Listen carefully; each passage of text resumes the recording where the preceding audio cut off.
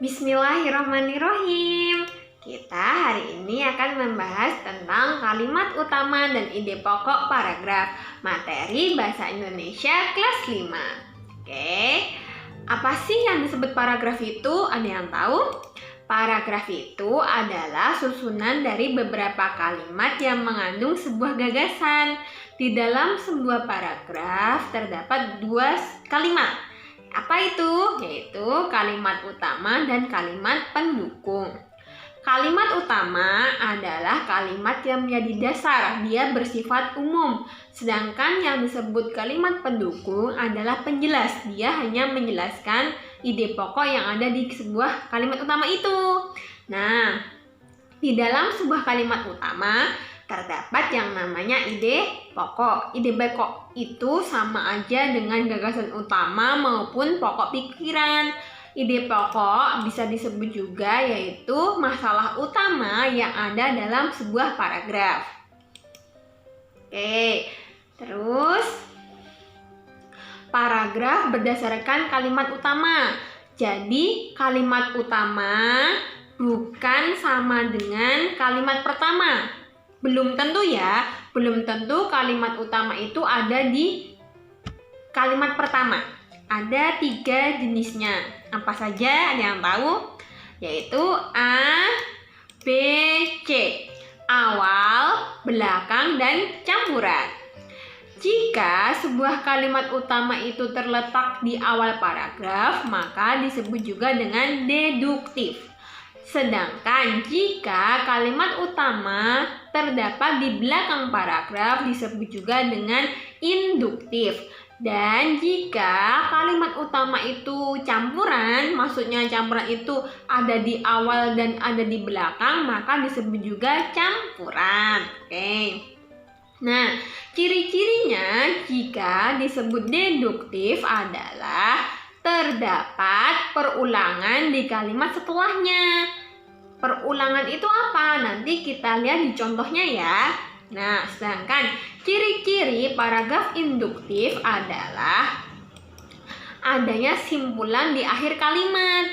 Dan ciri dari paragraf campuran adalah bahwa kalimat utamanya itu ada di awal dan ditekankan kembali di akhir paragraf. Seperti itu. Yuk kita lihat contohnya langsung. Contoh yang pertama. Nah, ini ada sebuah paragraf. Yang pertama yang kalian harus lakukan adalah membaca dengan cermat. Mari kita baca ya. Buah kedondong memiliki berbagai manfaat. Buah ini bisa dijadikan bahan rujak yang lezat. Buah ini juga bisa dijadikan manisan. Buah yang rasanya masam ini juga bisa dijadikan obat batuk dengan cara makan daging buahnya yang sudah dicolek atau dilumuri kecap. Nah, setelah dibaca, maka apa yang harus kalian lakukan? Yang kedua, kalian harus menentukan kalimat utama. Mari kita cermati bacaannya.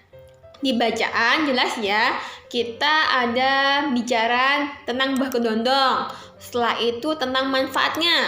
Kita lihat di kalimat setelahnya diulang juga ini, ada buah ini. Itu termasuk sebuah perulangan ya. Terus ada dijadikan.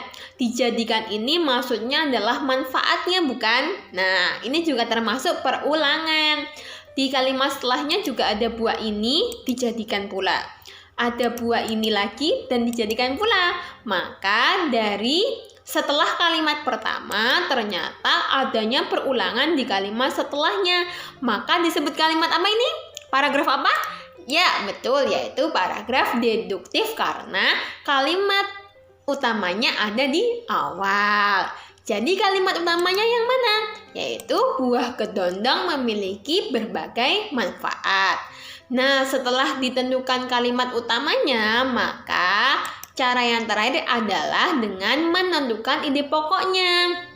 Nah, cermati lagi. Di dalam paragraf ini kita lihat dengan jelas bahwa bicara tentang buah kedondong dan juga manfaatnya. Berarti bisa kita simpulkan bahwa ide pokok dari bacaan ini adalah manfaat dari buah kedondong atau manfaat buah kedondong.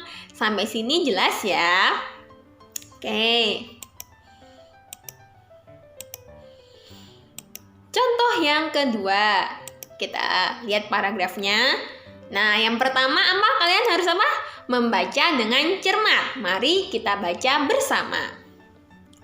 Apapun jika dilakukan secara berlebihan bukanlah hal yang baik. Sama halnya seperti mengonsumsi makanan. Terlalu banyak makan juga bisa mendatangkan berbagai macam penyakit. Misalnya saja obesitas, serangan jantung, stroke, atau penyakit-penyakit lain seperti kolesterol dan gula. Untuk itu, makanlah sesuai dengan kebutuhan tubuh demi menjaga kesehatan jangka panjang. Nah, setelah membaca dengan cermat, yang kedua kalian harus apa? Menentukan kalimat utama. Oke, kita perhatikan paragrafnya ya. Di sini ada bilang berlebihan, juga ada bilang mengonsumsi makanan. Setelah itu di kalimat selanjutnya ada bilang lagi tentang makan, tapi ada tambahannya yaitu penyakit. Dan di kalimat setelahnya juga ada penyakit-penyakit. Terus di akhir kalimat ada untuk itu.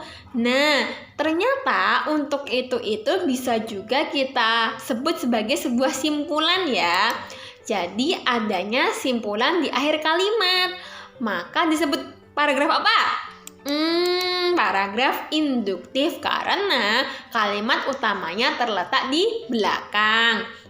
Nah, jadi kita bisa sebut bahwa kalimat utama dari paragraf ini adalah untuk itu makanlah sesuai dengan kebutuhan tubuh demi menjaga kesehatan jangka panjang. Setelah itu langkah terakhir yaitu langkah ketiga menentukan ide pokoknya. Nah, setelah kita baca dan cermati ternyata di dalam bacaan ini kita sering melihat kata tentang makan dan juga penyakit-penyakit. Kalau disebut juga yaitu kesehatan ya, penyakit berkaitan dengan kesehatan. Maka bisa kita simpulkan bahwa ide pokok dari paragraf ini adalah makanan untuk kesehatan. Oke? Paham ya?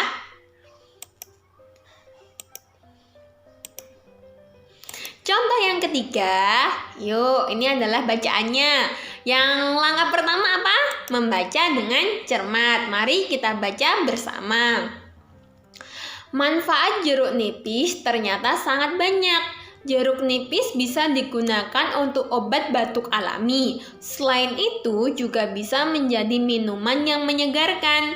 Jeruk nipis dimanfaatkan juga sebagai bumbu dapur. Jadi ternyata banyak sekali manfaat jeruk nipis untuk manusia. Setelah membaca dengan cermat, apa yang kalian lakukan? Yang kedua, kalian menentukan kalimat utama. Kita cermati ya paragrafnya. Di atas sendiri, kalimat awal, kalimat pertamanya ada bilang tentang manfaat jeruk nipis. Setelah itu, selanjutnya ada bilang lagi jeruk nipis digunakan. Nah, setelah itu ada lagi menjadi. Menjadi itu termasuk manfaat ya, kan bisa digunakan untuk apa? Nah, setelah itu ada lagi tentang jeruk nipis dimanfaatkan. Lalu di kalimat terakhir ada bilang jadi. Jadi ini merupakan sebuah kesimpulan. Maka kita bisa lihat bahwa paragraf ini mempunyai kalimat utama di awal dan ditekankan lagi di bagian belakang. Maka disebutlah ini sebagai paragraf campuran. Oke? Sampai sini paham? Berarti mana yang kalimat utamanya? Kalimat utamanya berarti ada dua ya. Kalimat pertama yaitu manfaat jeruk nipis ternyata sangat banyak. Dan kalimat yang di belakang yaitu jadi ternyata banyak sekali manfaat jeruk nipis untuk manusia. Setelah itu apa yang dilakukan? Ya betul, yaitu menentukan ide pokoknya. Nah, kita lihat ya, dari bacaan tersebut selalu diulang-ulang tentang manfaat jeruk nipis. Dan di bawah juga manfaat jeruk nipis. Berarti bisa kita simpulkan ide pokoknya adalah apa? Ya, betul, manfaat dari jeruk nipis atau manfaat jeruk nipis. Mudah bukan? Nah, selesai. Itu adalah bahasan kali ini. Kalian akan lebih paham kalau sering mengulang-ulang dan mencoba sendiri. Jadi, selamat berlatih dengan banyak membaca.